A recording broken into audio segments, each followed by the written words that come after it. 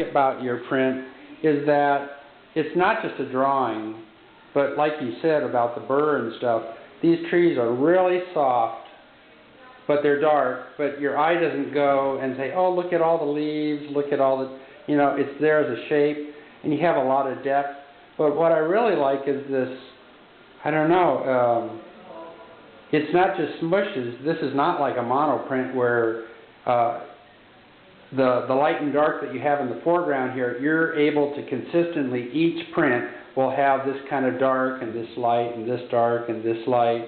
I mean, the areas can be, you can do multiples of that, exactly like that. But I mean, this is so different from painting. It's almost like a different kind of vocabulary of light and darks. And you were talking about how it's a matter of how many lines you put down. Right. Yeah. Yeah. And do you see it in different states? Like, I mean, like the first time that you do this particular design, did you like etch part of it and then ink part of it to see what you got? Well, or? The way most of the prints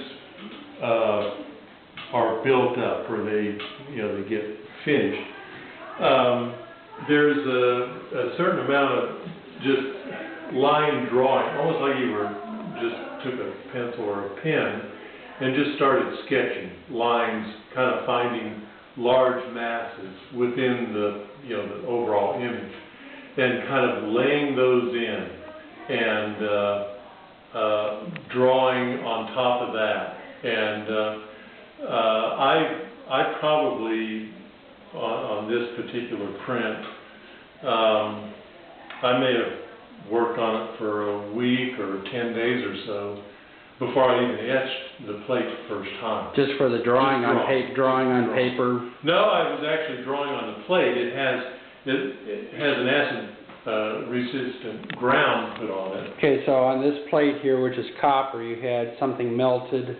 Yeah, it's sort of like a Hershey bar, but it wasn't a Hershey bar. Well, it's kind of asphaltum is one of the ingredients in the hard ground, but it's sort of a waxy, kind of black liquid that is brushed onto the plate. I mean, there are different kinds of hard grounds too, but I use a ready-made hard ground that is brushed onto the plate, and it's rocked around so it levels out. And I usually warm it just a little bit to help that coating even out over the entire plate. Now let it sit and harden. And it's soft. I mean, you can draw right through it with an etching needle.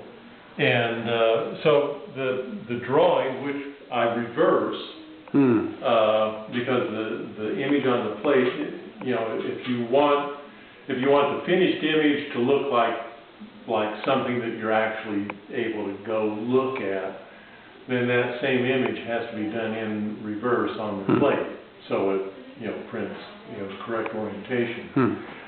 Anyway, I'll have a drawing that I've done as a guideline, and most of the time they're just real rudimentary things just to kind of help me get the composition started on the plate, because all the kind of the creative stuff happens on the plate. I don't try to do a really refined drawing and then basically copy it.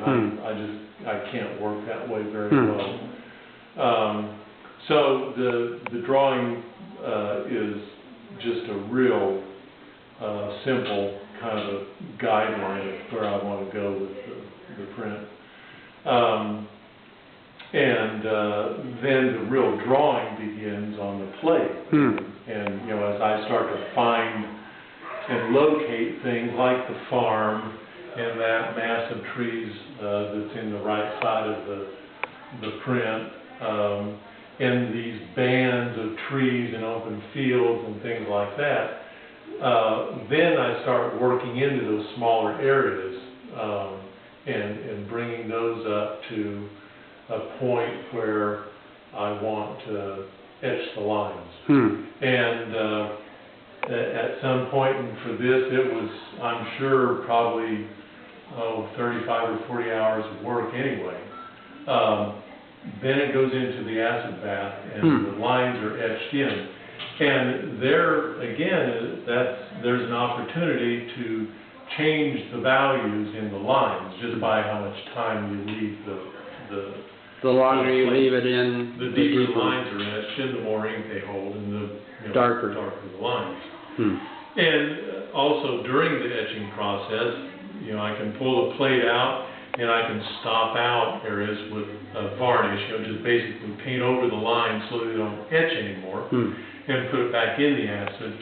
And all these variables, I try to keep, some sense of organization. So I know that the distant areas will be etched more lightly than the foreground areas. And so I kind of go at timing the plate in the acid like that. And ideally, after I pull it out of the acid for the last time, I can clean this ground off and ink the plate up and have an image that's really well on its way to being the final image. But most of the time, I'll reground the plate. So you'll put another layer of that, and then draw on top of it? Yeah. And can you see through some of that a little bit? Yeah, it's thin enough. It's kind of an amber color when it's dry on the plate. But with a good light, you can see what's etched into the plate. It's not hard to see at all. And so you can refine everything. And that's the process that I go through. Sometimes, I'll put recoat the plate and draw on it maybe 8 or 10 times or more. Wow. Just depending on what I'm able to get in the print when I actually pull a proof. If I'm on track and the image is really coming up nicely, then I don't have to draw, reground the plate and draw quite so often. But it's nothing at all unusual to do a lot of scraping and burnishing, putting a new ground on the plate and drawing again and etching it, constantly refining and bringing the image up to what I envision in my head is what the final outcome is going to be.